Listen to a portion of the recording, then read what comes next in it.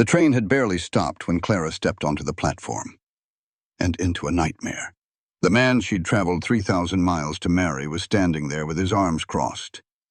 And before she could even speak, he said the words that shattered everything. "I didn't write that letter. I didn't send for you. There's been a terrible mistake." The whole town watched as her dreams crumbled in the snow. But then, a child's voice cut through the crowd. "Stop being mean to her. She's not lying, because I'm the one who wrote that letter." A 9-year-old girl. His daughter. She had forged her father's handwriting, copied details from her dead mother's letters, and mailed it to a stranger across the country. Why? Because she'd been holding her broken family together since she was 5 years old, and she just couldn't do it anymore. "We need somebody, Pa. You work until you fall down. Eli's been sick. I can't do it all by myself anymore." And now Clara has a choice: get back on that train or stay and fight for a family that never asked for her, but desperately needs her. This story proves that family isn't about the people who send for you. It's about the people you choose to stay for. And sometimes the bravest thing a child can do is finally ask for help. If you've ever felt like you were carrying too much alone, this story is for you. Drop a comment and tell me. Have you ever had to be the strong one when you were falling apart inside?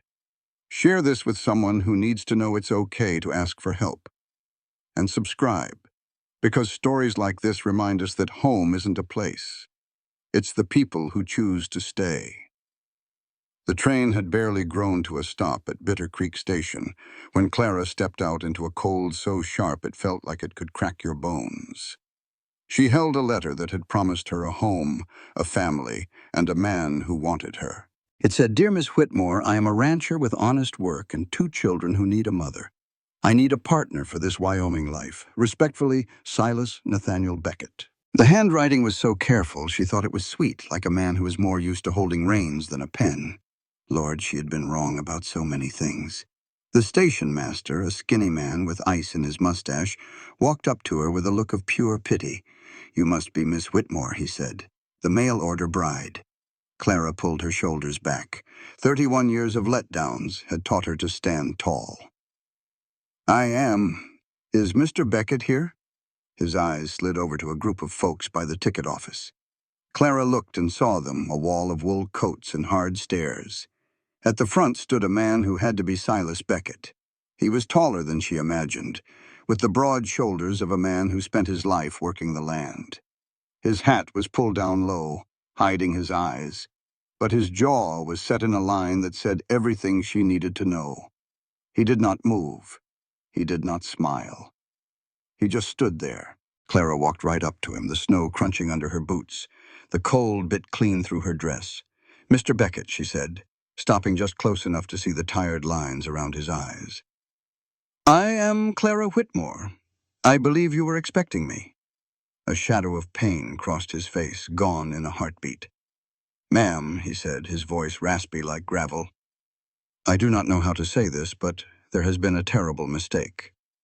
The word mistake hit her like a slap. "I did not write that letter," he said, looking anywhere but at her. "I did not send for you. I swear it was not me." The crowd pushed in closer, soaking up her shame. "But the letter," she stammered, pulling the worn paper from her pocket. "It has your name, your ranch, your children. It even mentioned your wife who passed." Silas's face turned pale as a ghost at that. "I did not write it," he repeated, his voice cracking. "I'm sorry you came all this way, but I cannot have a wife. I do not want one." A woman in a fancy coat that cost more than a year of Clara's wages pushed forward. "Well," she said, her voice dripping with satisfaction, "I told you, Silas. These women come out here looking for an easy ride and bring nothing but trouble." "Mrs. Harwood," Silas warned, his jaw tight.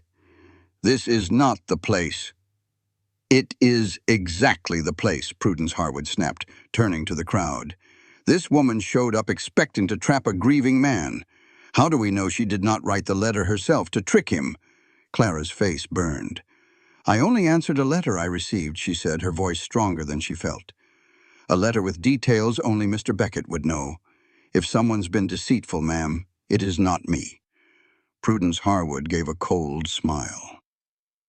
The truth is, you are an unmarried woman with no family who came here to latch onto a man who never wanted you. You do not belong here, Miss Whitmore. The best thing you can do is get right back on that train. The words hit their mark, stinging all the places she tried to keep safe. She opened her mouth to fight back, but a child's voice cut through the air like a fresh blade. Stop it! Stop being so mean to her. Everyone turned. A little girl pushed through the crowd looking fierce. Her coat was too thin and her boots were patched all over. She could not have been more than 9 years old, but she stood right in front of Clara like a tiny soldier. She is not lying, the girl said, her voice shaky but loud. She is not a schemer. I know because I am the one who wrote that letter. A dead silence fell over the platform. Even the wind held its breath. Silas's face went from pale to gray. Emmeline, he whispered, what did you just say?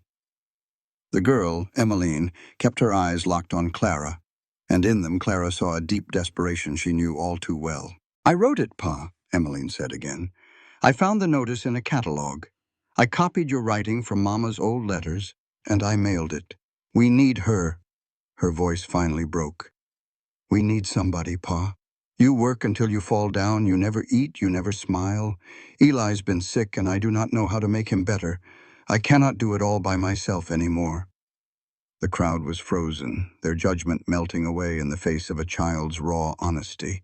Clara looked at the little girl and saw the crushing weight she was carrying. Emmeline, Silas's voice was choked. We will discuss this at home. No, we will not, Emmeline's chin shot up. Because you do not discuss anything. You just work and pretend everything is fine. And it is not fine, Pa. Nothing's been fine since Mama died. Just then a little boy, maybe 4 or 5 years old, came out of the crowd, clutching a worn-out toy horse. He hugged Emmeline's leg and looked up at Clara with big, scared eyes. Emmy, he whimpered, why is everybody yelling? Her arms wrapped around the boy, a reflex as old as time. It's going to be all right, Eli. It'll be okay. But the words felt hollow on her tongue. Clara looked at them both, the little girl who lied out of pure desperation, and the small boy who just looked confused by all the grown-up anger. Something inside her settled firm and heavy. She came to this town expecting a husband, but found a cause instead. Mrs. Harwood, Clara said, her voice steady as she turned to the older woman. I do believe you told me to get back on that train. Prudence's smile was pure triumph. A smart choice, I'd say. Except I'm not leaving, Clara said, her shoulders squared.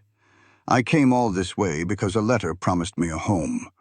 A child may have written it, but the need behind it was real as dirt. These children need help. Their father needs help. And I did not travel for 3 weeks through a bitter winter just to turn tail because a few folks are put out by my arrival. Prudence's smile curdled. You can't be serious about staying. I am serious about discussing this with Mr. Beckett in private, like adults. What happens after that is our business and nobody else's. Clara held the woman's furious gaze. Unless Bitter Creek has laws against talking that I don't know about. Someone in the crowd choked back a laugh. Prudence Harwood's face went from flushed to pale, finally settling on a look as cold and dangerous as a rattler in the woodpile. You will live to regret this, she hissed, her voice low. Both of you. She spun around and stormed off, her little group of followers trailing behind her like ducklings. In the sudden quiet, Silas Beckett finally seemed to come back to life. He walked toward Clara with the heavy caution of a man approaching a prairie fire. Miss Whitmore, his voice was raspy. I want to apologize for what just happened here, for all of it. You didn't deserve that kind of treatment. No, Clara agreed simply. I didn't. He winced at her directness but nodded. There is a boarding house run by a Mrs. Chen. It is clean and warm, and she pays no mind to town gossip. I will cover your room until we can sort this out. Clara looked from his tired face to the two children huddled together in the snow. And them? What happens to them while we're sorting things out? Silas's jaw tightened. They come home with me, like always. Like always, Clara repeated, her voice sharp. You mean the same always that had your 9-year-old daughter so desperate she had to forge a letter to a stranger? That's the always we're talking about. His eyes finally met hers, and what she saw in them wasn't anger. It was a terrible, weary agreement from a man who knew full well he was in over his head. Are you going to send her away, Pa? Emmeline's voice was small, all the earlier fight gone. Silas looked at his daughter, at the fear and the tiny flicker of hope she was trying to hide. Then he looked back at Clara. I don't know, he said, the honesty raw. I truly don't. The station master cleared his throat. Folks, that eastbound train won't be back through till Thursday. That's 5 days from now if the weather holds. 5 days. Trapped in a town that had already made up its mind about her. 5 days with a man who didn't want her and 2 children who needed her more than anything. Clara thought about the lonely life waiting for her back east. A small rented room teaching other people's children for pennies, and growing old all by herself. She was 31 years old and had spent her whole life being nobody to everybody. And standing right here were 2 children who had risked a world of trouble just for the chance that someone, anyone, would show up for them. Mr. Beckett, Clara said, choosing her words with care. I am not asking for a marriage proposal. I'm not asking for a thing you are not willing to offer. But I am a good teacher. I can cook and I can run a house. Your children need a kind of help that you are struggling to give them. I know that, he said, his voice rough with frustration. You think I don't know that? Then let me help you. Not as a wife, but as a worker. Pay me what you think is fair, or pay me nothing at all. But do not send me away just because your pride is telling you that needing help makes you a failure. Silas just stared at her. You don't know the first thing about me or this place. Then tell me why, she demanded, her own frustration showing. Why would any person want to stay in a place where they are so clearly unwelcome? Why would you fight for people you don't even know? Clara looked at Emmeline, whose eyes were wide with a fragile hope. She looked at Eli, who was now studying her with a child's open curiosity.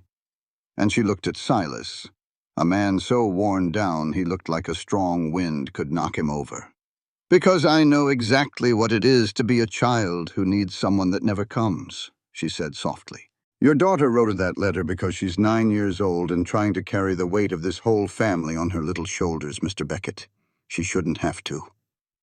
A crack appeared in his stony expression. Rachel, he whispered, the name like a ghost on his lips. My wife. She died 4 years ago having Eli. Emmy was only 5. She had to grow up in a single day because I just fell apart. He swallowed hard against the memory. I try every single day to keep them safe and fed. But trying isn't the same as doing it right, is it? No, Clara said gently. It's not. But it is where you start. Emmeline tugged on her father's sleeve. Pa, I know I did wrong. I know I lied. But she came. And she didn't run when Mrs. Harwood was being so mean. She fought for us. The girl's eyes swam with unshed tears. Mama would have liked her.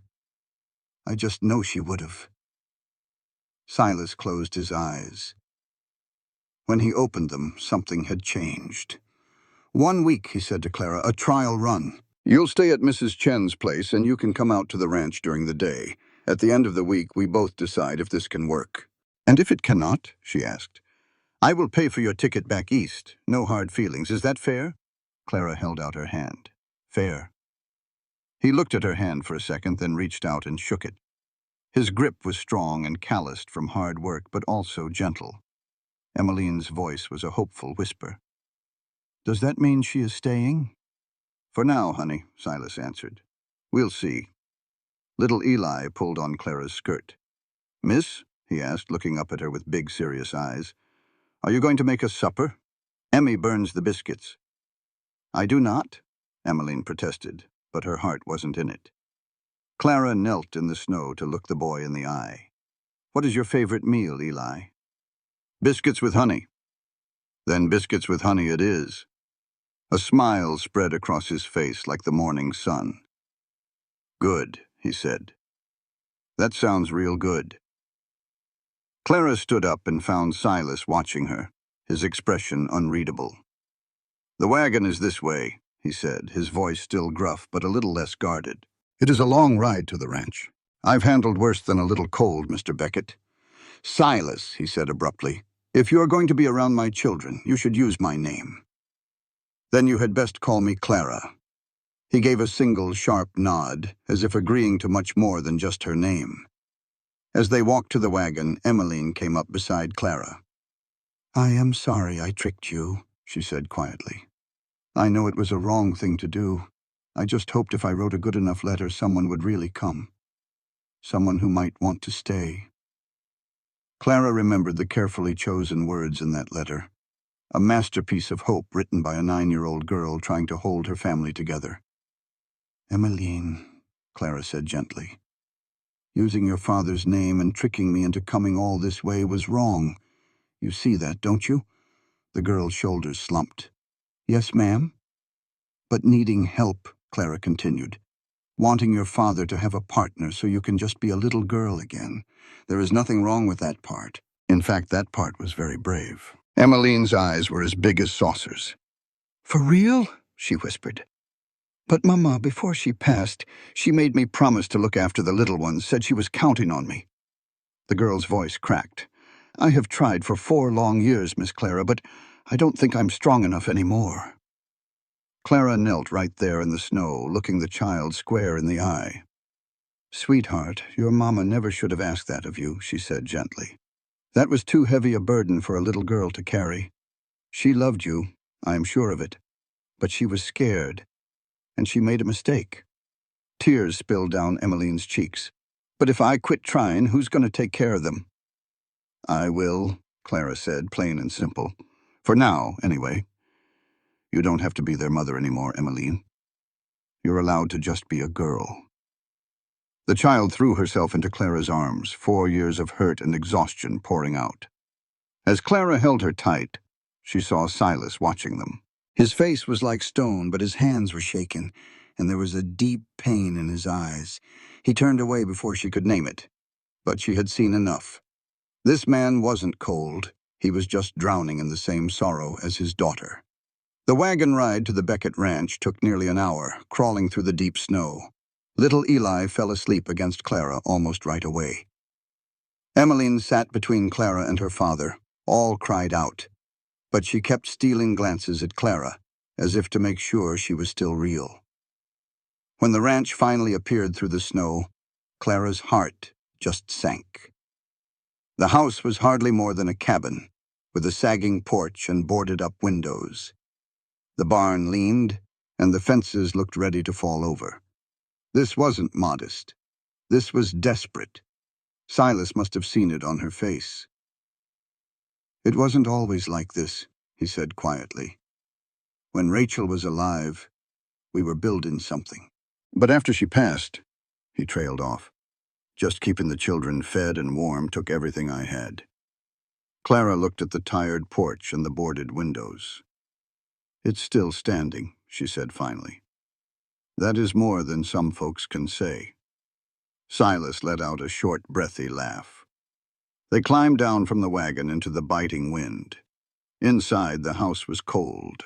The fire burned down to almost nothing. Emmeline went straight to add wood, her movements sure and practiced. Clara took in the single big room. It was clean, but the furniture was worn and the shelves were bare.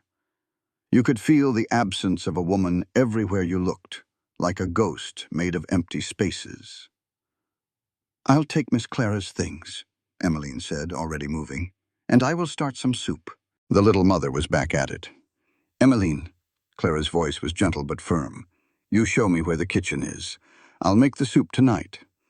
The girl looked lost. But I know. But tonight, you're going to sit by that fire and get warm." Emmeline glanced at her father, who gave a slow nod. "Do what Miss Clara says, Emmy."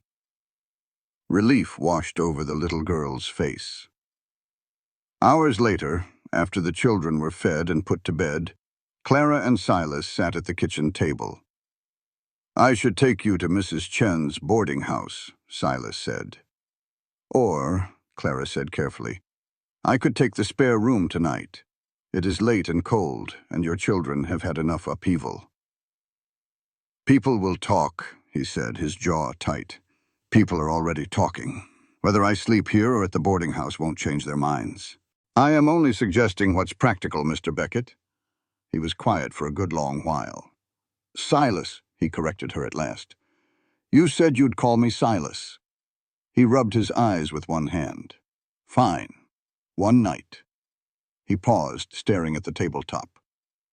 "What my daughter did, she will face the consequences." "I'm not worried about her," Clara said, sitting back down. "I'm worried about you both." Emmeline didn't write that letter to be deceitful. She wrote it because she was drowning in a responsibility that was never hers, and nobody threw her a rope. Silas flinched. "I tried. I know. But trying alone does not always work. Asking for help isn't weakness, Silas. It is wisdom. Your daughter was wise enough to ask. Maybe you can learn a thing or two from her." He looked at her then, really looked, and she saw past the grief to the man underneath. "You're not what I expected," he said quietly. "I don't know. Someone softer, I reckon. Someone who would have gotten right back on that train." "Do you wish I had?" The question hung there between them in the dim light. "No," Silas said finally. "No, I don't think I do." It wasn't a promise, not by a long shot, but it was a start. Clara stood up to clear the table. "Get some sleep, Silas," she said. "Tomorrow's going to be a long day."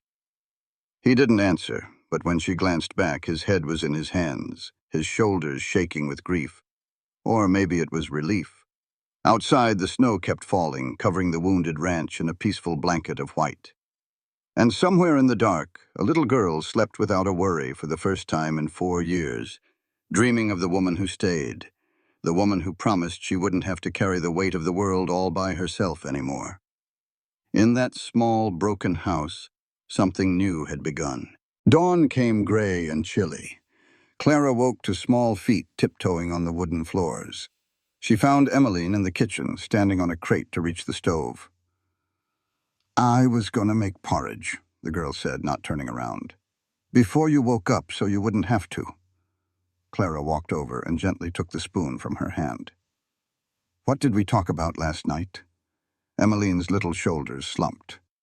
"That I don't have to do everything anymore. And yet here you are at the crack of dawn, doing everything." "It's a habit," the girl said, finally turning around. The dark circles under her eyes said it all. "I have been doing this since I was 5. I don't know how to stop." Clara knelt to meet her gaze. "Then we will learn together. Stopping is something you have to practice too. Now, where does your father keep the coffee?" "Third shelf. Mama used to say he was useless without it." As Clara set the water to boil, she heard the chair creak. Emmeline was trying to be still.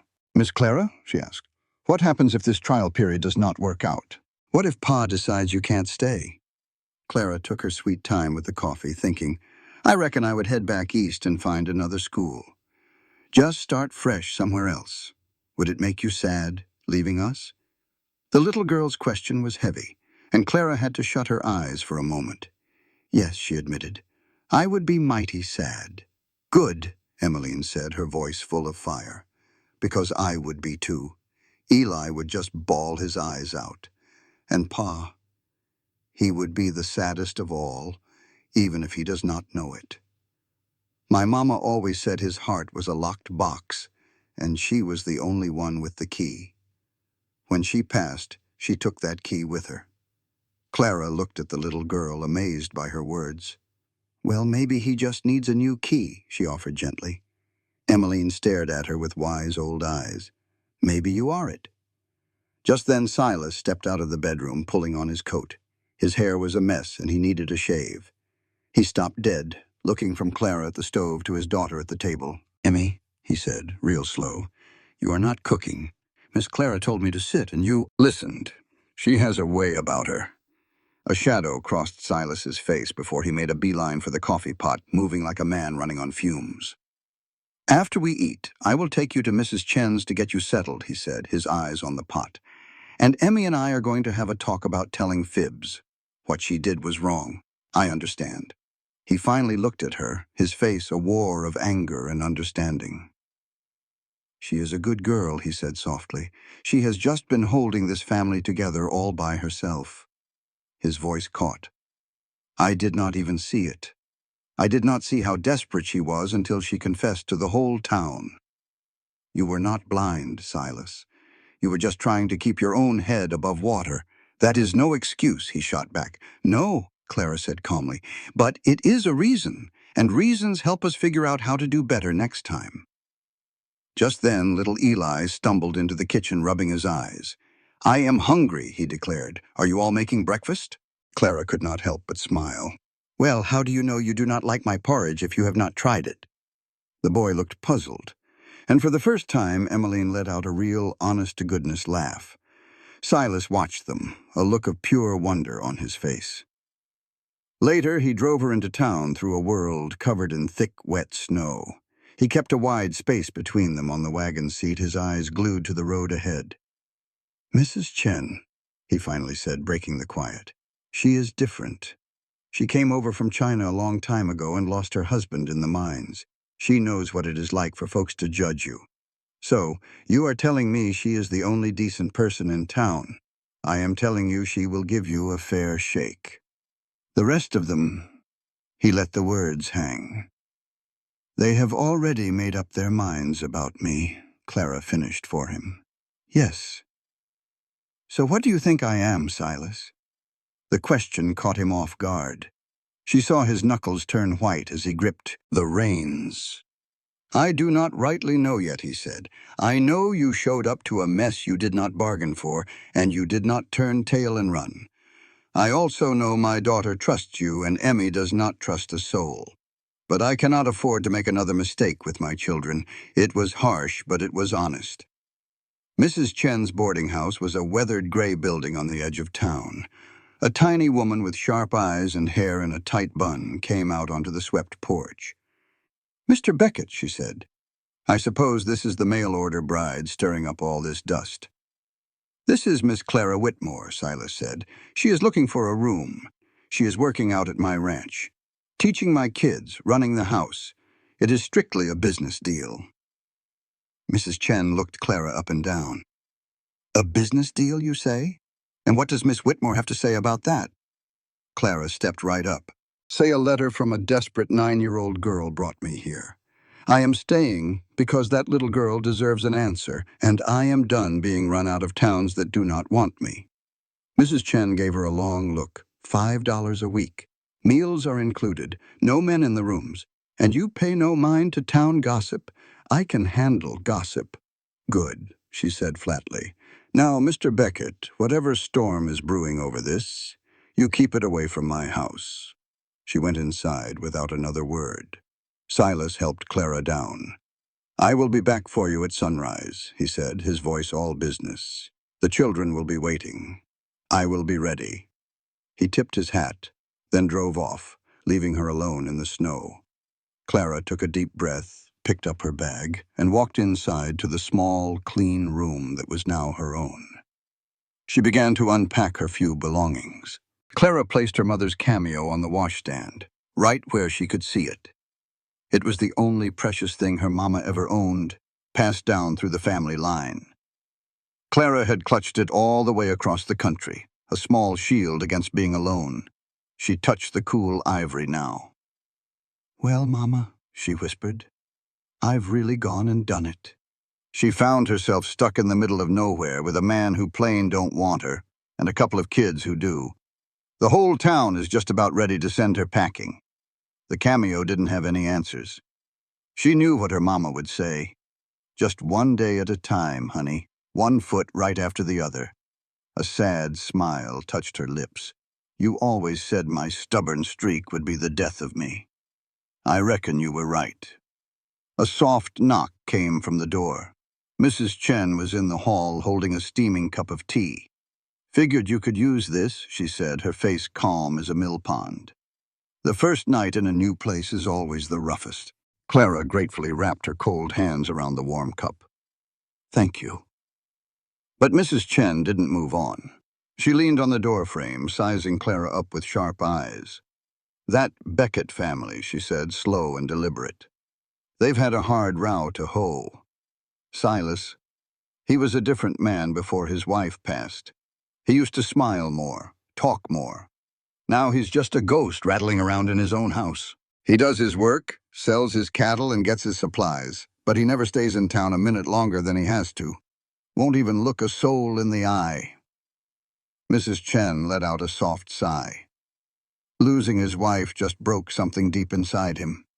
And the children, the little boy is too young to recall much. But that girl, Emmy, she remembers it all. She watched her mother fade away. She watched her father disappear into his own sorrow. That little girl has been holding that family together all by herself since she was 5 years old. Clara pictured Emmeline's face, a mix of fierce and scared. Someone should have stepped in. Oh, folks tried, Mrs. Chen said, shaking her head. The church ladies brought by meals and clothes. People offered to take the kids on Sundays to give Silas a break. He turned it all down, said he didn't need any charity. She straightened up. I'm telling you this so you know what you're walking into. Silas Beckett is going to push you away. He'll give you every reason in the world to leave. Not because he wants you gone, but because he's scared to death of what might happen if you stay. What could happen? Clara asked. He might have to start feeling again. And for a man who spent 4 years making himself numb, that's the most terrifying thing there is. Clara looked into her tea.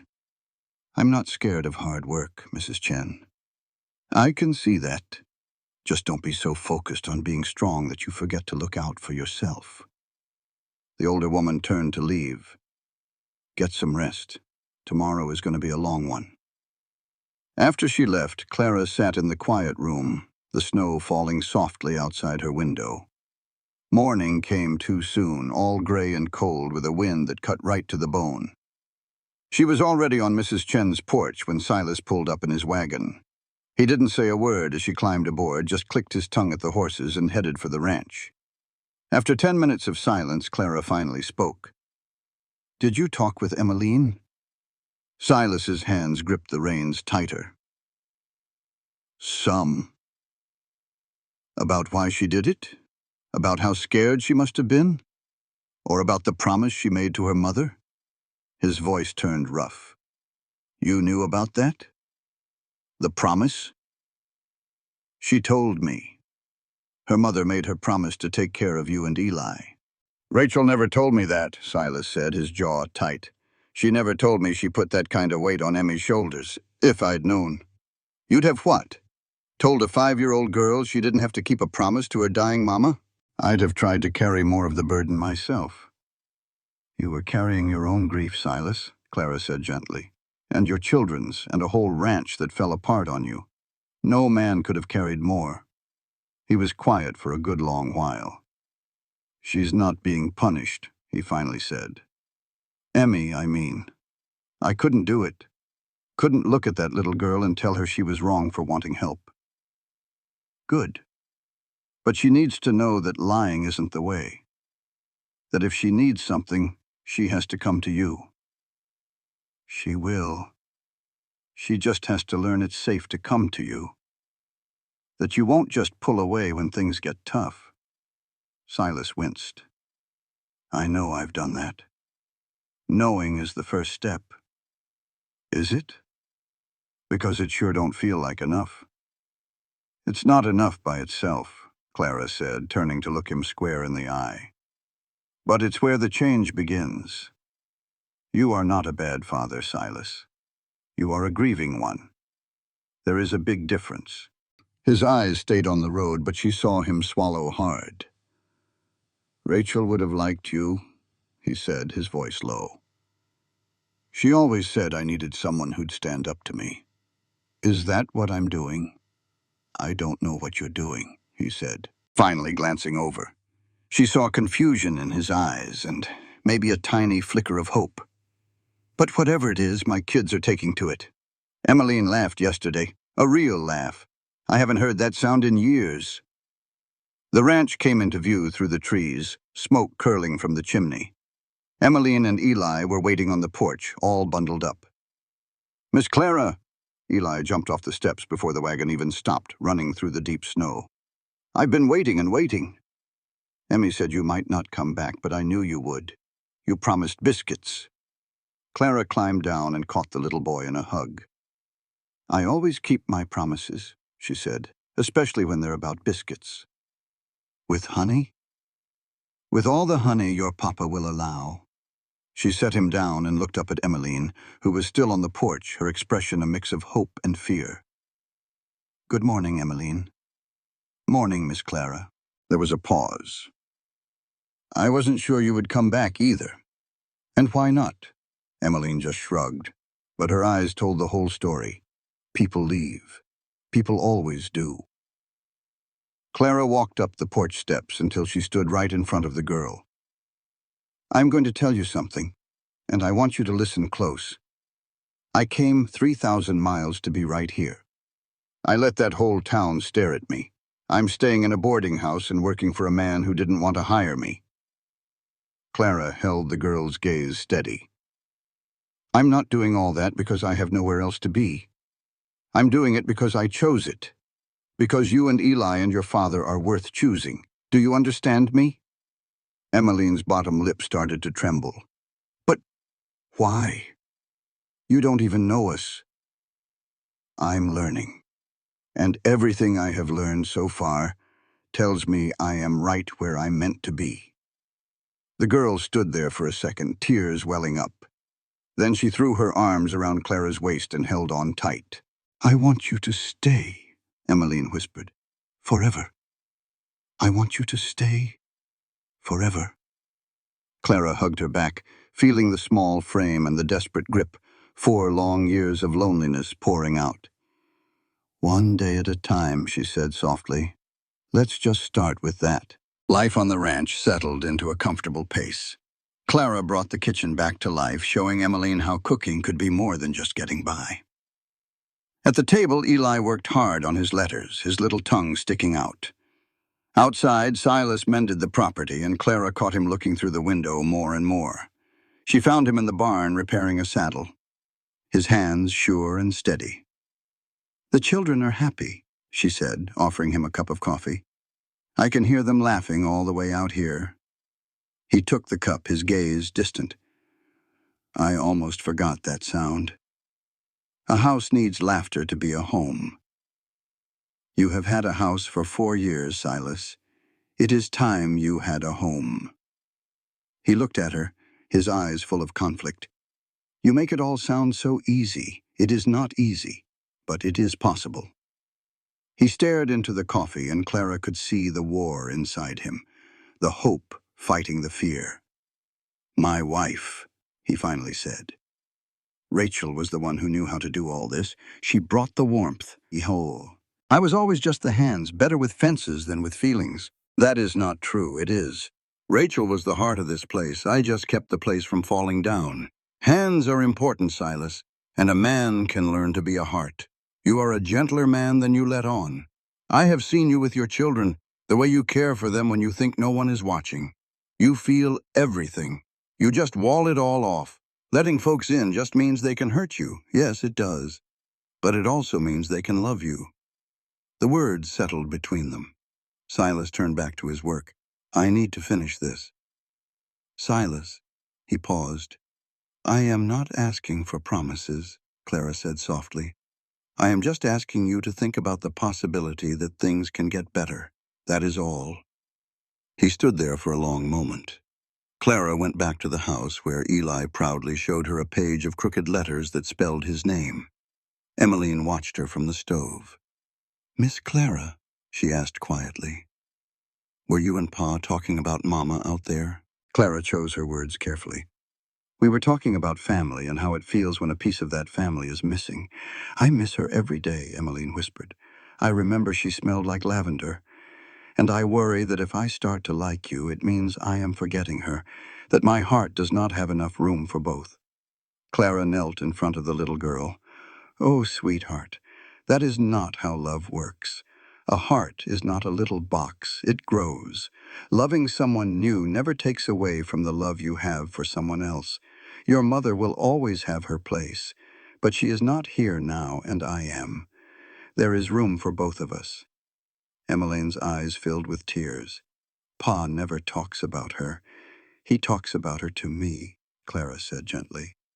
He told me she would have liked me. A little smile touched Emmeline's lips. That sounds like Mama.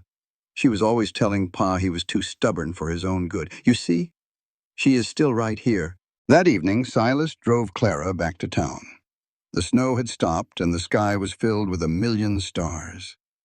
Beautiful, Clara whispered. Rachel loved the stars, Silas said, his voice low. We used to sit on the porch while she told Emmeline stories about them. I have not done that since she passed. Maybe it is time to start again. He stopped the wagon but made no move for her to leave. Miss Clara, he began, looking at the sky. Whatever I decide at the end of the week, I want you to know it is not your fault. If I send you away, it is because of me, because I am not whole. I understand. But do you? He finally met her eyes. You deserve a whole man, not a broken one with 2 kids and a failing ranch. Maybe I am not looking for everything. Maybe this is what I want. Silas just shook his head. You do not know what you are asking. Then show me, she insisted. Let me see the broken parts and decide for myself. He was silent for a long time. Then he spoke, his voice barely a whisper. Tomorrow. Come out early. I have to show you something. What is it? Something I have not shown a soul since Rachel died. It will help you understand why I am like this. He took a deep breath. Or it will make you run for the hills. I do not run, Silas, Clara said as she climbed down. He just looked at her. We will see about that, he said, and drove off. Clara tossed and turned all night, his words echoing in her mind. What secret could be so terrible it might make her run? She was on the porch before sunrise, watching her breath turn to smoke in the cold air. When Silas's wagon appeared, her heart hammered in her chest. He looked tired, his jaw tight. You are early, he said. You told me to be. He just nodded, and they rode away from town in silence. Where are we going? Clara finally asked. Not to the ranch. Not yet. There is a place I have to take you first, a place I have not been since the funeral. Silas, you do not have to do this. I do, he said, his voice rough. If this has any chance, you need to know exactly what you're getting into, all of it. He steered the horses onto a small trail nearly hidden by snow. A few minutes later, he pulled them to a stop. Clara looked around at the silent woods, confused. Silas pointed to a small clearing. In there, he said. They walked through the deep snow until they reached it. In the center was a small plot of land, surrounded by a simple iron fence. Inside stood a weathered wooden cross. Rachel Marie Beckett, 1848 to 1874. I made the cross myself, Silas whispered. I could not afford a real headstone. I always meant to replace it. Clara stood beside him, the silence heavy with his sorrow. She deserved better than me, better than dying at 26 years old just trying to bring our son into this world. His voice cracked. I was holding her hand when she died, Clara. The doctor said he could not stop the bleeding, and all I could do was sit there and watch the life just fade out of her. Tears streamed down his face, and his whole body shook with the grief he had held inside for 4 long years. The day we laid her to rest, something inside me just slammed shut, Silas said, his voice hollow as he stared at the simple wooden cross. I couldn't feel a thing after that. Couldn't laugh, couldn't cry. All I could do was work. So that's what I did. I worked from sunup to sundown because as long as I kept moving, I did not have to think about my wife being in the ground and my children needing a father I couldn't be. That is grief, Silas. That is just survival. That's cowardice, he shot back, turning to her with so much pain in his eyes it was hard to look. I abandoned my own children, Clara. I was in the house, but I was gone. Emmy had to become a mother when she was just 5 years old because her daddy was too broken to be a father. You are not broken, you are wounded. There's a difference. Is there? He gave a bitter laugh. From where I am standing, they look about the same. Clara squeezed his hand tighter. You can't fix something that is broken, but a wound can heal. You're here right now, aren't you? You're telling me all of this. That is a man trying to find his way home. Silas stared at his wife's headstone for a long time. I loved her, he finally whispered. More than I ever knew how to show her. Now all I have left are my regrets. What about all the things you did right? She asked gently. You gave her a home and 2 beautiful children. You held her hand when she passed so she was not alone. That is not nothing, Silas. That is everything. It sure does not feel like it. Grief has a way of doing that, she said. It makes you forget the blessings. Silas turned back to the grave, his lips moving without a sound. When he faced her again, his voice was stronger. I needed you to see this, so you would understand why I keep my distance, why I cannot make you any promises. He finally looked her straight in the eye. You scare me, Clara, not for who you are, but for how you make me feel. That locked box Emmeline talked about? When you are near, I can feel it starting to creak open. And I am not sure I am ready for what is inside, the other side. Clara moved a little closer. You do not have to face it all today. Just face what is next, and right now what is next is standing here with me in the snow. It is letting you feel your sorrow without me trying to fix it. Silas watched her for a long moment, the hardness in his face softening. Rachel would have liked you, he said, and it sounded different this time, more like a blessing. I hope so, because I plan on taking good care of what she left behind. They stood in the quiet as the snow fell around them. After a time, Silas touched the wooden cross, tracing his wife's name. Goodbye, Rachel, he whispered. I will always love you, but I reckon it is time to start living again. He turned and walked to the wagon. Clara followed, knowing something important had just changed. The ride home was quiet, but it was a comfortable silence now. When they got back, Emmeline was waiting on the porch, her little face filled with worry. Pa, a man from town is here. He says he has to talk to you about the ranch. Silas's face went grim. What man? He is inside. Mrs. Harwood brought him. Clara felt a knot tighten in her stomach. This was not going to be good. Inside, Prudence Harwood sat at their kitchen table like she was the Queen of Sheba. Beside her was a man in a city suit. The man stood and offered a hand.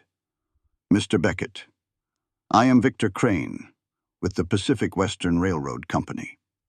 Silas ignored the hand. I am not buying whatever you're selling. I am not here to sell, Mr. Beckett. I am here to buy, Crane said with a smile that did not touch his eyes.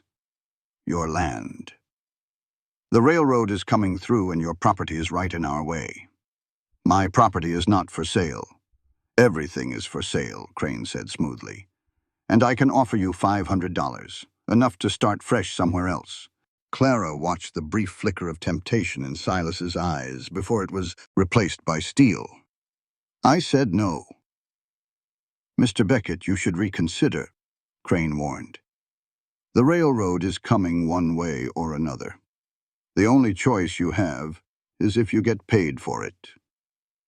Is that a threat? It is a fact. Crane's friendly mask slipped a bit. Progress does not wait for one man. Prudence Harwood finally spoke up. Silas, be sensible. This ranch has been failing since Rachel passed. This offer is a blessing for your children. My children are none of your business, Prudence. They are everyone's business when you bring in hired women to do a wife's job, she said, glancing at Clara with pure scorn. That is shameful. What is shameful is you using my wife's memory to help this vulture steal my land. Silas's voice was dangerously low. Whatever he is paying you, it is not worth it. Prudence turned beet red. I am trying to help you. No. You are trying to control me, and I'm done with it. Of it? Crane held up his hands. Let us all be civil. Mr. Beckett, I will leave the offer. You think on it. He glanced toward Clara. But my employers are not patient men. If we cannot agree, they will find other ways. Other ways? There are laws for acquiring land for public need. Disputed claims, unpaid taxes. Crane's sharp smile returned. Things can get complicated and expensive for a simple homesteader. Clara stepped forward. Are you threatening this family, Mr. Crane? And who are you? Clara Whitmore. I work for Mr. Beckett.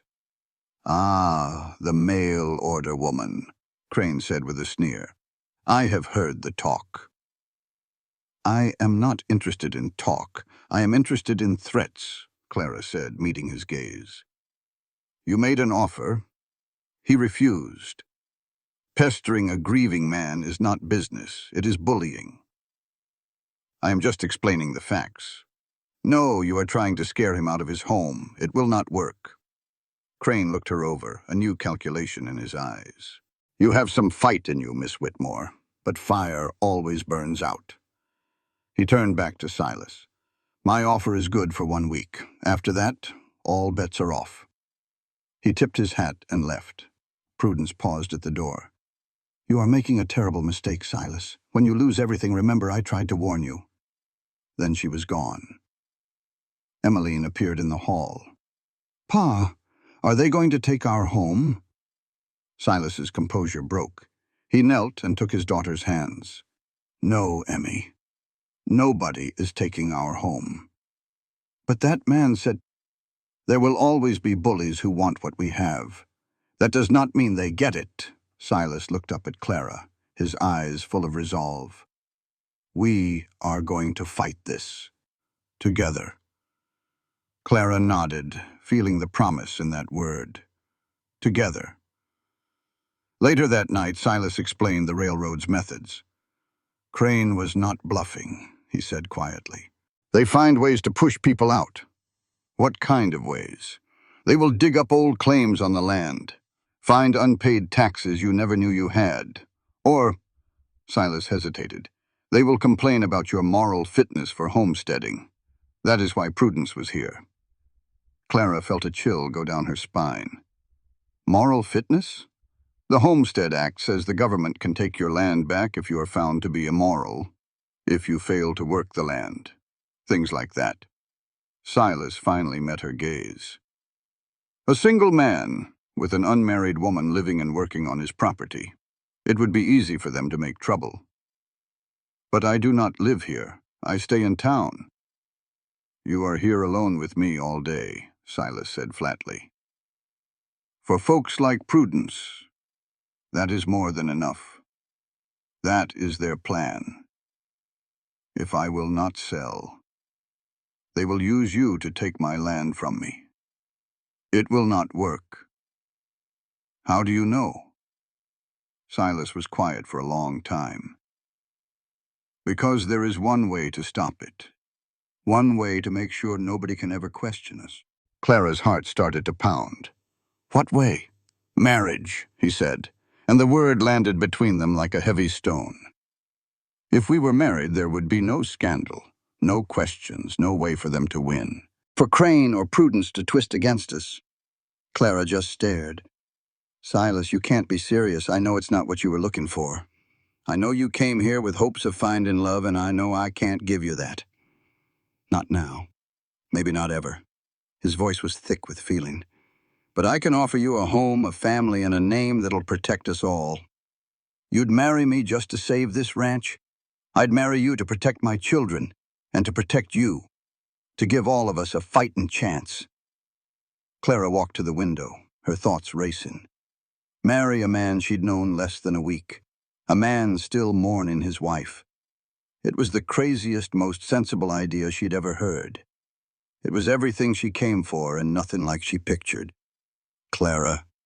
Silas's voice was soft right behind her. I'm not asking you to love me.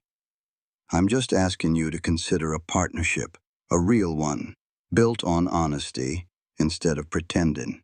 And what happens when the railroad finds another way to squeeze you? We'll deal with it, together. He stood so close she could feel his warmth. I know this isn't some storybook romance, but it's real. It's all I've got to offer. Clara turned to face him. This morning, at Rachel's grave, you said I scared you, that I made you feel things you weren't ready for. I did. And now you're asking me to marry you. For a second, she saw something break through his tough hide. Maybe that's why. Maybe I'm tired of being scared. Maybe I've spent so long hiding from feeling anything that I forgot how to live. He took a deep breath. You came here for a chance at something real. I'm asking you to take that chance with me, knowing all my faults, knowing I might fail. She looked at this broken, stubborn man who was offering her the last thing he had. If I say yes, she said slowly, it can't just be about the ranch. I need to know you're willing to really try to let me in, to build something that matters. I am. Are you sure? Because I won't be another ghost in this house, Silas. If we do this, we become a family, all four of us. Silas reached out and took her hands. I can't promise to love you, he said, his voice low. I don't know if I have that left in me. I can't promise you some fairy tale, but I will promise to show up every single day and do the hard work of being a husband and a father. I will let you see all of me, even the parts that scare me. Whatever I have left inside, I will give it to you. Clara glanced down at their hands, woven together. My mama used to say that love is not a feeling, but a choice you make every morning. She looked right at him. Can you choose me, Silas, even when the days get hard? Yes, he said, with no hesitation. Can you choose me? Clara saw the train platform in her mind, the shame of it all. She thought of Emmeline's hopeful eyes and Eli's simple trust. She thought of a lonely grave in the snow and the closed-off man who was finally letting her in. Yes, she said, I can choose you. A wave of relief, still tinged with fear, washed over his face. Then let's get married. She laughed, surprised. Just like that? Why not? We have more truth between us than most folks do after years. I don't need courting, she said. I need a partner. Then a partner is what you will get. They stood there, making promises that felt more right than anything ought to. We should tell the children, Clara said. Tomorrow, he answered. Let them sleep. Silas held her hand a moment longer. And you need to get back to Mrs. Chen's. We have a few more days of doing things the proper way. Clara nodded, but didn't move. Thank you for showing me Rachel's grave, for telling me the truth. He gave her a small smile. I told you, I am done running. He helped her onto the wagon, his hand staying on hers just a second too long. Tomorrow, he said. We will figure it all out tomorrow. She watched him get smaller as the wagon pulled away, and for the first time in a long while she felt real hope. Not the desperate kind she had brought with her, but something quiet and strong. It was the hope of a woman who had found what she was looking for, even if it wasn't what she expected. The stars were out, scattered like diamonds. I will take care of them, Clara whispered up to the night sky. I promise. And she could almost imagine Rachel heard her. A new kind of nervousness settled over Clara the next morning, the kind that knows your whole life is about to change. At Mrs. Chen's, she put on her best gray dress and pinned her hair with trembling hands. When she came downstairs, Mrs. Chen was waiting with tea and a knowing look. He asked you, the older woman stated. How did you know? I have seen enough sunrises to know when the light changes between two people. You left here with a question in your heart and came back with an answer. Clara sat, warming her hands on the cup. It is not about romance. It is practical. The railroad is after his land, and that Harwood woman is looking for any reason to say he is unfit. Marriage protects all of us. Mrs. Chen's sharp eyes studied her. Do you love him? I respect him, Clara said honestly. I trust him, and I believe he is a good man carrying a heavy load. Is that enough? It is more than most marriages get to start with, Mrs. Chen replied. My husband and I were strangers when we wed. We learned to be partners, then friends. Love grew on its own time. Love that starts from respect has deeper roots than love that starts from passion. Passion burns out. Partnership lasts. The ride to the ranch felt different, filled with a buzzing energy. Silas was waiting on the porch alone. They are inside, he said, answering her unspoken question. I wanted to make sure you had not changed your mind.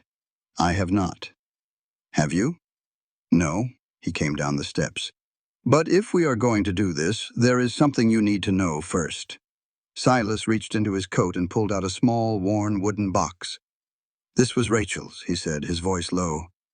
Her wedding ring. I could not bear to bury it with her. Clara's heart skipped. Silas, I cannot.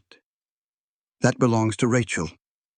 Rachel is gone, he said, his voice rough. This ring has been sitting in a drawer for 4 years, just a reminder of what I lost. I reckon Rachel would rather it be on the hand of the woman raising her children than tucked away in the dark. He opened the box.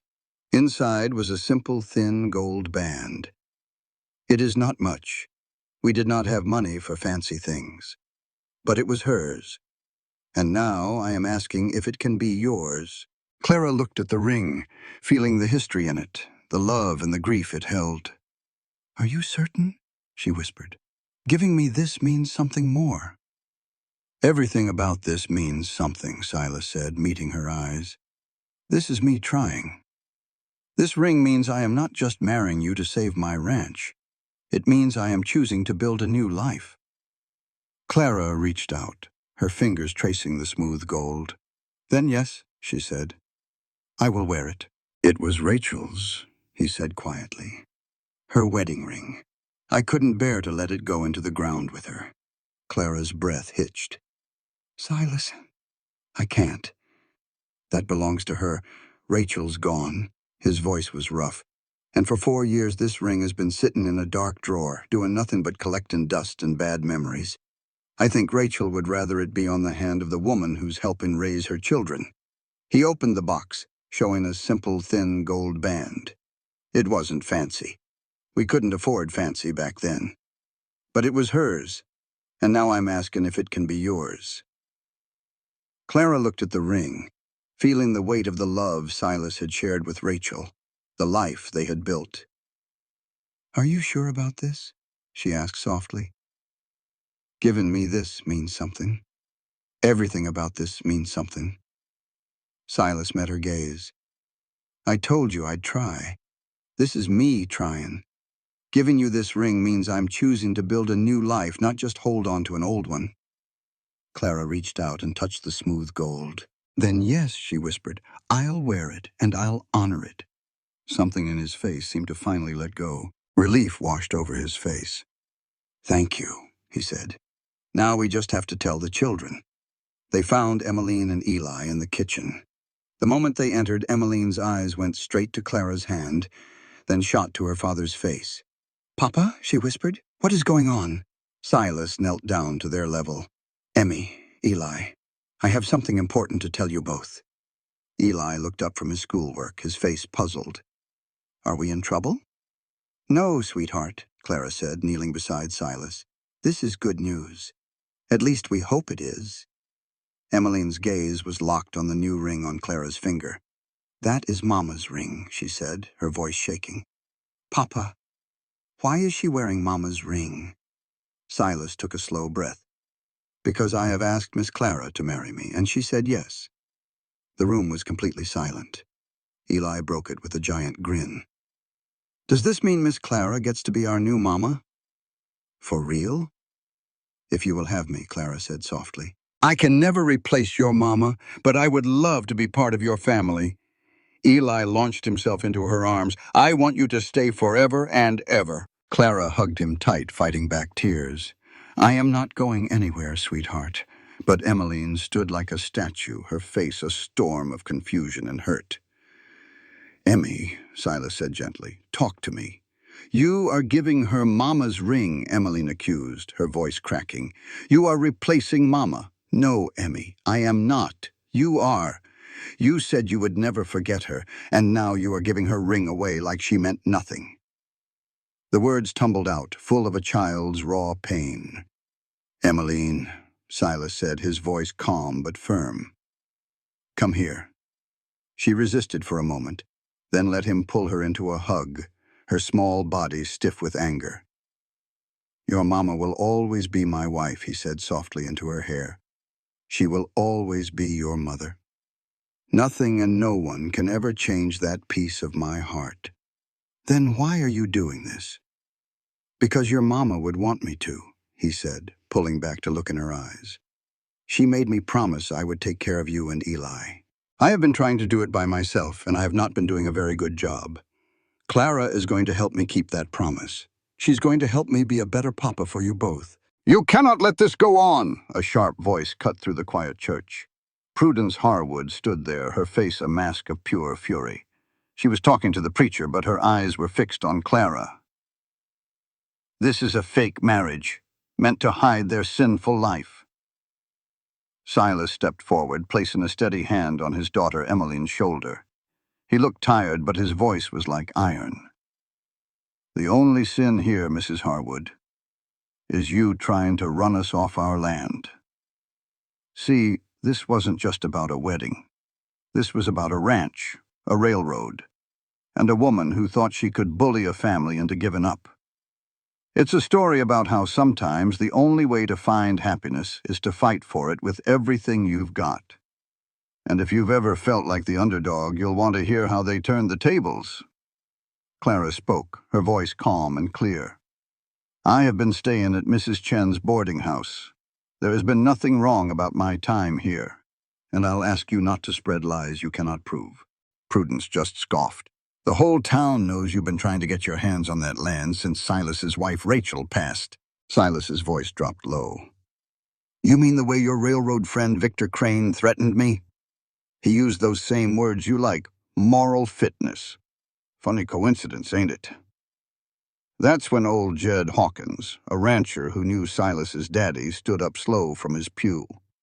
I've been asking around, Prudence, he said, his voice rumbling. Seems the railroad's been getting tips about folks around here who are struggling. Tips from someone who makes it their business to know everyone else's. Prudence turned pale. This is crazy. I was trying to help them. You were trying to control them, Clara said, stepping beside Silas. And when you couldn't, you tried to break them. But it won't work. We are getting married today. His children are safe. His land is safe. You think a piece of paper will stop the railroad? Prudence laughed, but it sounded brittle. They always get what they want.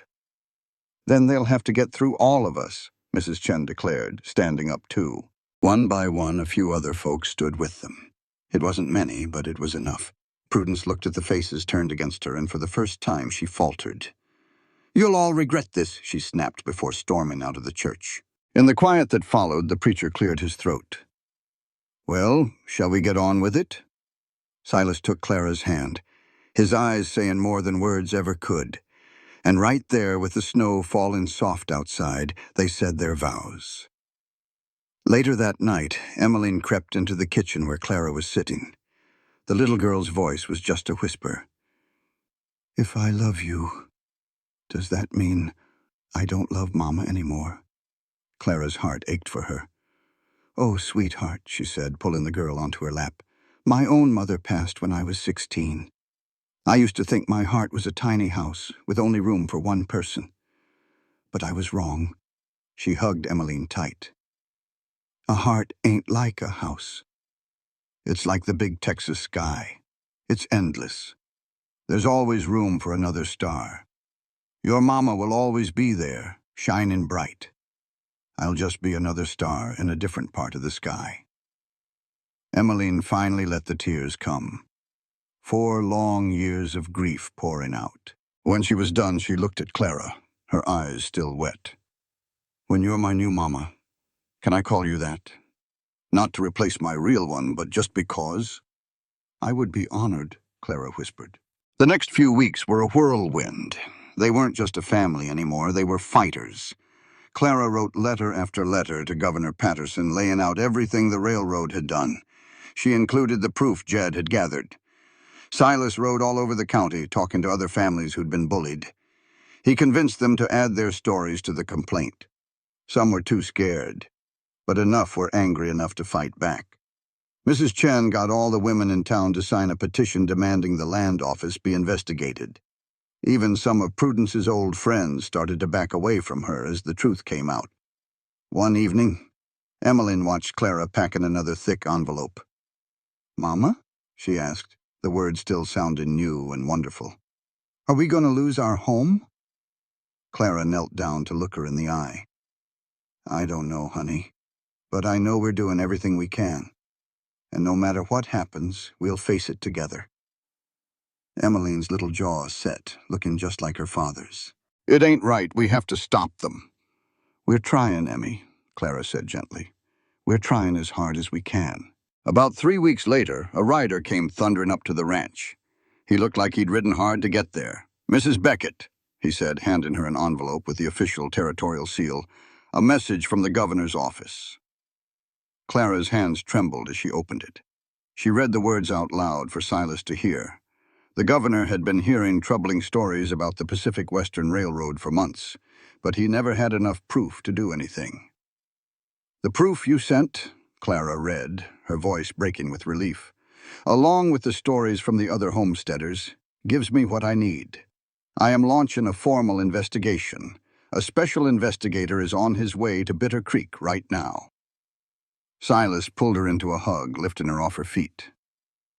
Emmeline and Eli cheered, dancing around them in the small kitchen. It wasn't over yet, but for the first time they knew they weren't fighting alone. They had each other, they had their neighbors, and they had the law on their side. They were a family, forged in trouble and bound by love, ready for whatever came next, together. Being married to Silas Beckett felt strange and right, all at the same time. On the ride back to the ranch, Clara watched the snow blanketing the Texas plains, feeling a sense of peace she hadn't known in years. Emmeline and Eli were squabbling in the back of the wagon over who got to sit next to their new ma. Silas's voice was low when he spoke. "Welcome home, Mrs. Beckett." His hand stayed on her waist a second too long after lifting her down, and it sent a warmth right through her.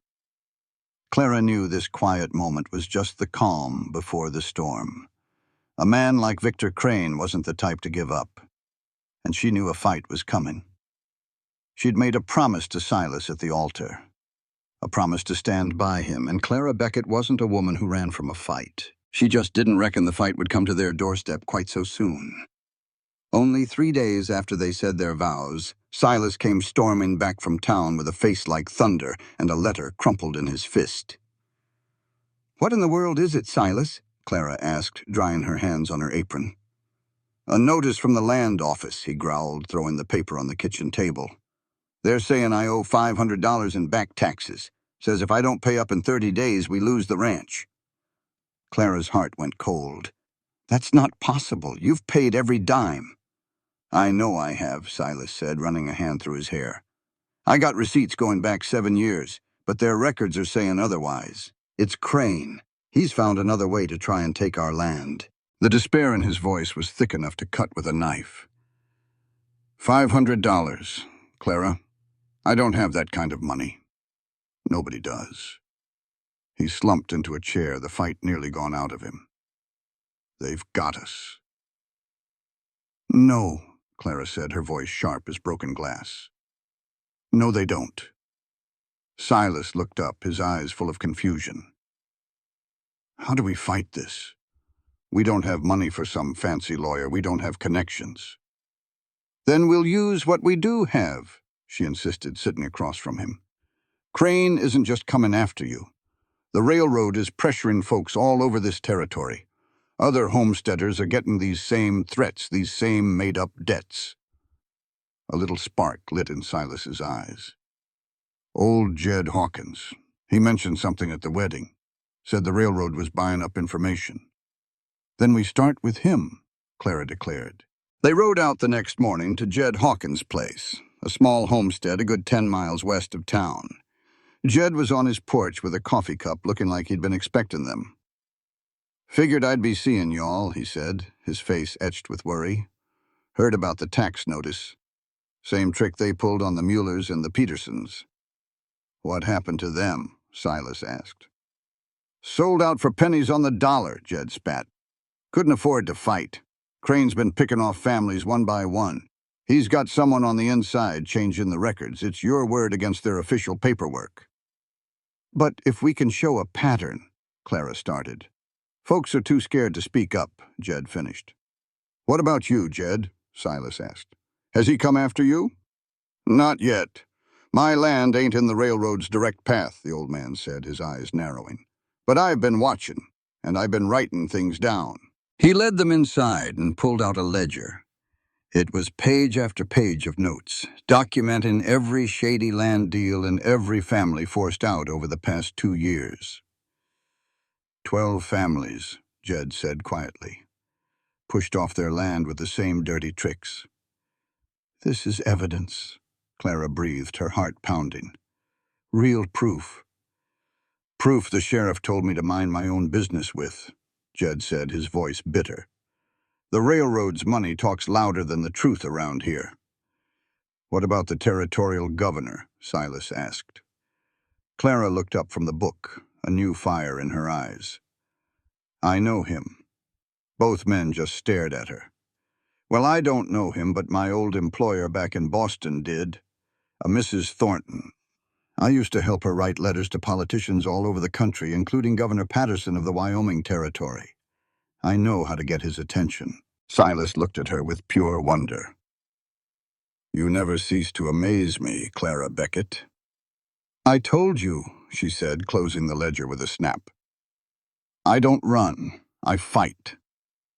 In the weeks that followed, Clara wrote letter after letter to the governor, detailing Crane's tactics and including copies of Jed's proof. Silas rode from one homestead to the next, convincing other families to add their names to the complaint. Not everyone agreed. Some were still too afraid, but enough of them were angry enough to finally fight back. One evening, as Clara was fixing supper, little Emmeline came and stood beside her. Mama? She asked, the words still feeling new and wonderful. Are we going to lose our home? Clara knelt down to look her daughter in the eye. I don't know, sweet girl, but we are doing everything we can to keep it. And no matter what happens, we'll face it together as a family.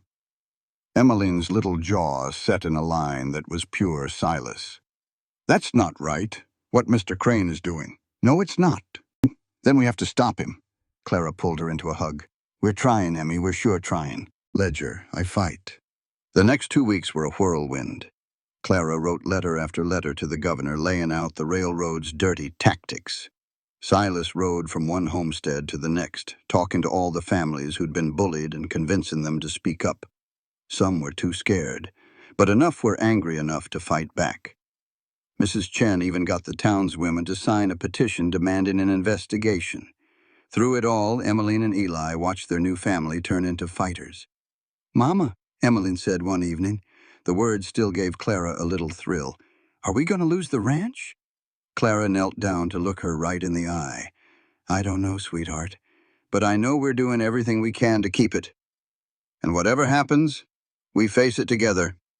That man, Mr. Crane, he's the one trying to take our home. He works for folks who only care about their railroad. Emmeline's jaw set in a line that looked just like her father's. That ain't right. No, it's not. Then we have to stop him. We're trying, Emmy. We're trying with all our might. Emmeline offered to write another letter, but Clara just gave her a warm hug. She told the girl that the grown-ups would take it from here. 3 long weeks later, a rider appeared carrying a letter with the governor's seal. His name was John Patterson, and his words were the answer to their prayers. He had heard rumors of the railroad's dirty dealings for months. Clara's letter, filled with proof from the homesteaders, gave him everything he needed to start a formal investigation. He was sending a special agent to Bitter Creek right away. All the land office records were about to be opened up for everyone to see. And most importantly, he was putting a stop to all land seizures until the investigation was finished. Their ranch was safe, at least for now. Clara read it twice, hardly daring to believe the words. She ran out to the barn where Silas was mending a fence and threw her arms around him. "We did it," she cried. "The governor is on our side." Silas took the letter, his eyes scanning the page. Clara watched his doubt turn into hope, then into pure joy. "We did it," he said, his voice thick with emotion. "Clara, you did it. Everyone who spoke up did." He held her face in his hands with tears shining in his eyes. "Thank you for fighting when I was ready to give up." Then he kissed her, a real kiss, full of gratitude and the feeling of a new beginning. When they parted, Silas leaned his forehead against hers. He said he was finally opening the door to his heart that he had slammed shut 4 years ago. It felt like coming back to life. Clara told him to take his time, that she was not going anywhere. 2 months later, the investigation was complete. The results destroyed Victor Crane and his partners. They had faked records, paid bribes, and illegally driven 12 families from their homes. Crane was arrested, and his helper at the land office was fired. Prudence Harwood, the town informant, was shunned by the very people she tried to control. That news brought a celebration to Bitter Creek. At the Beckett Ranch, the family finally had a real dinner, full of warmth and laughter. Little Eli asked if Mama Clara could stay forever now that the bad men were gone. Silas looked across the table at Clara, his love for her as clear as day. "Yes, Eli," he said. "Mama is staying forever." Later that night, they sat on the porch watching the stars. Clara said that Rachel would be proud of him for protecting his family and his land.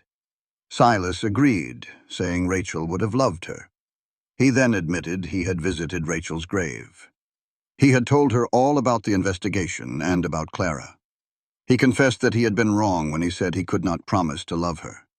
Somewhere along the way, he had started loving her anyway. "I love you, Clara," Silas said. "Not because you saved this ranch.